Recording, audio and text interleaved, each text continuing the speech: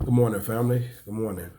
So we're back at this the Purpose series, part two. Us as the children of Israel, and this one is called "God Fights Our Battles." All right. So we left off at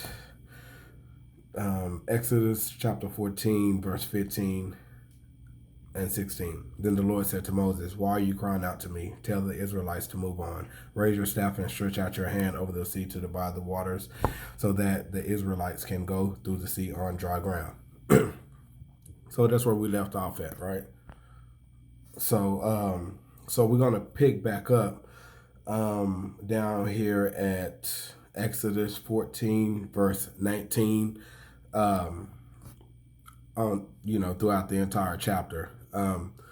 And that's a reason why this particular part is called God Fights Our Battles. All right, so just stay tuned, be patient, rock with me on this one, and let's get this word real quick. So, okay, verse 19. Then the angel of God, who had been traveling in front of Israel's army, withdrew and went behind them. The pillar of cloud also moved from in front and stood behind them, coming between the armies of Egypt and Israel. God moves on our behalf. All right. It's very important for us to know that, whether we see it or not. It's important for us to know that, especially when we're going through our storms and different things in life. All right. So throughout the night, the cloud brought darkness to the one side and the light on the other side, so neither went near the other all night long. Then Moses stretched out his hand over the sea, and all that night the Lord drove the sea back with a strong east wind and turned it into dry land. He steady moving on it on their behalf. The waters were divided, and the Israelites went through the sea on dry ground, with a wall of water on their right and on their left. The Egyptians pursued them, and all Pharaoh's horses and chariots and horsemen followed them into the sea. During the last watch of the night, the Lord looked down from the pillar of fire and cloud at the Egyptian army and threw it into confusion. He jammed the wheels of their chariots so that they had difficulty driving. And the Egyptians said, "Let's get away from the Israelites. The Lord is fighting for them against Egypt."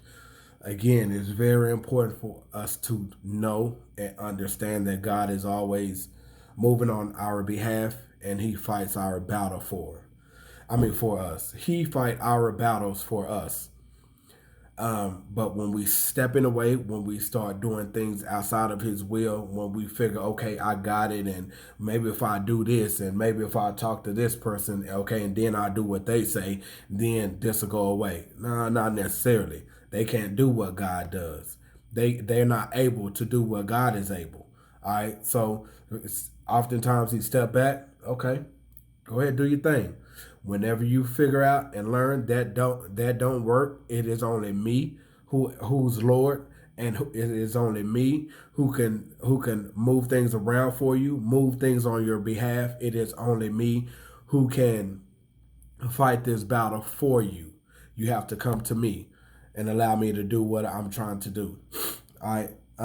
So then the Lord said to Moses, "Stretch out your hand over the sea, so that the waters may flow back over the Egyptians and their chariots and horsemen." Moses stretched out his hand over the sea, and at daybreak the sea went back to its place. The Egyptians were fleeing together. The Egyptians were fleeing toward it, and the Lord swept them into the sea. The water flowed back and covered the chariots and horsemen, the entire army of Pharaoh that had followed the Israelites into the sea. Not one of them survived. Not one of them survived. But the Israelites went through the sea on dry ground, with a wall of water on their right and on their left. That day the Lord saved Israel from the hands of the Egyptians, and Israel saw the Egyptians lying dead on the shore. And when the Israelites saw the mighty hand of the Lord displayed against the Egyptians, the people feared the Lord and put their trust in Him and in Moses, His servant. Put your trust in God. All right. How many times How many times have we seen God's mighty hand displayed on our behalf? And in that moment, we just knew, we felt like, okay, we can trust God. He got us through this until the next dilemma. And when that dilemma comes, although we're going to trust you going forward, when that dilemma comes, when we face adversity again, then we begin to complain about our situation. We begin to complain about where we are. We begin to complain about the things that's going wrong, as the children of Israel did, the Israelites. All right. And we're going to see that going forward, the next visit that we have. But I have a question for you. Considering God said in his word in Hebrews, I will never leave nor forsaken you, right? So you're 20 years old now, from childhood to now. You had a rough childhood, but here you are 20, you're past that. So why wouldn't you trust God? He got you through all that. All right. He said, I will never leave nor forsaken you. If he delivers you from that, obviously he have a plan for you. Here you are 30 years old. You look back, man, the last 5 years of my life, it sucked, but I'm finally seeing the light. Okay.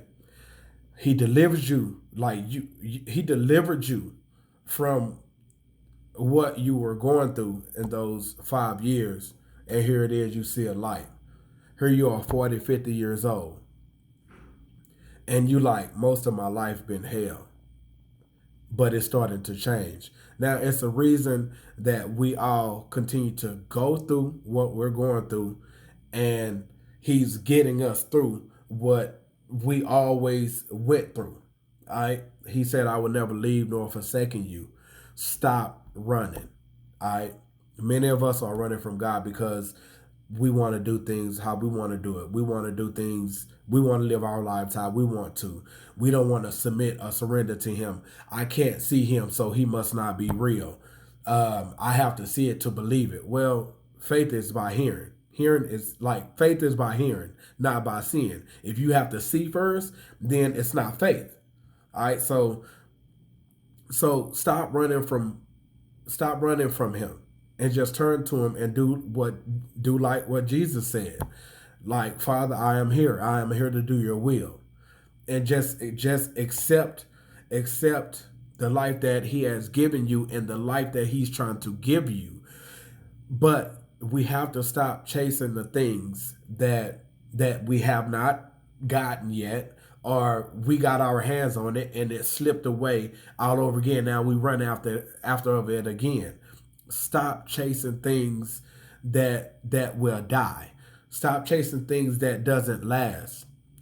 Stop running. Drop your pride. Let go of the idolatry, the greed, money, and all these different things that we're driven by our flesh, our fleshly desires, and just turn to him. It's a reason why you are reading this message. I'm sorry. It's a reason why you are hearing this message. God isn't done with you. God isn't done with me.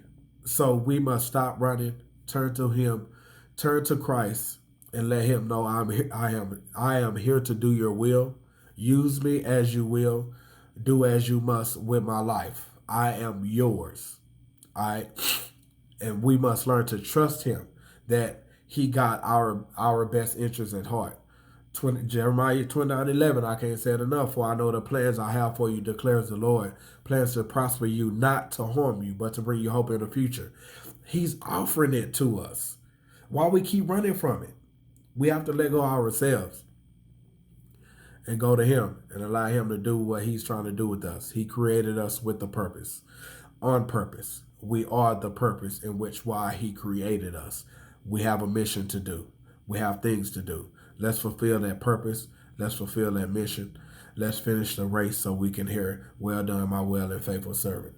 You guys stay blessed. Have a good day. Stay out of trouble. And stop running. Go to him. He's waiting for you. Love.